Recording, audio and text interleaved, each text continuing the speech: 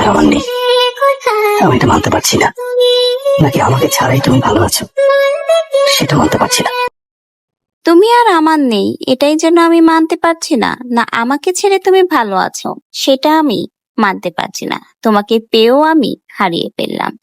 অবশেষে বোঝাই যাচ্ছে আলম হাসান যেমন মুক্তাকে ছাড়া ভালো নেই, ঠিক তেমনি মুক্তাও কিন্তু আলম হাসানকে ছাড়া খুব একটা ভালো নেই। বেশ কিছুদিন যাবতই আলম হাসানের সাথে মুক্তার ডিভোর্স হয়ে যাওয়ার পর মুক্তাকে দেখা যাচ্ছে বেশ ইমোশনাল ভিডিও শেয়ার করতে।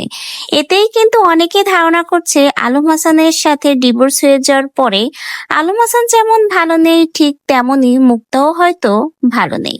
তাই তো আলম হাসানকে বোঝানোর জন্যই ইমোশনমূলক ভিডিও শেয়ার করছে। তো ব্যাস আপনাদেরও কি তাই মনে হয়?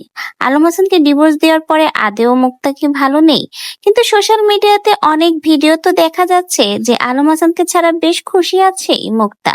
সে তো চেয়েছিল এরকম একটা জীবন যেখানে সে নিজের স্বাধীনতা পাবে, নিজের খুশি মতো জীবনটা উপভোগ করতে পারবে। ডিভোর্সের পরে কিন্তু মুক্তার সেই ইচ্ছাগুলো পূরণ হয়েছে। তাহলে এখন কেন মুক্তা ইমোশন হয়ে ভিডিও পোস্ট শেয়ার করছে? তাহলে কি ডিভোর্সের পর সে তার ভুল বুঝতে পেরেছে, অনুতপ্ত হয়েছে, সে কি আবারও আলম হাসানের কাছে ফিরে যেতে চায়?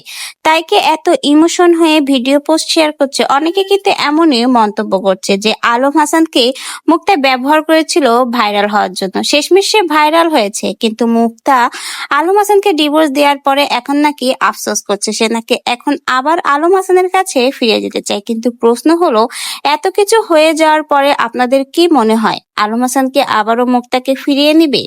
আবারও কি মুক্তার সাথে আলম হাসান নতুন করে সংসার করবে? আপনাদের এই বিষয়ে কি মন্তব্য? অবশ্যই আপনাদের মন্তব্য কিন্তু আমাদের কমেন্ট বক্সে জানিয়ে যেতে পারেন।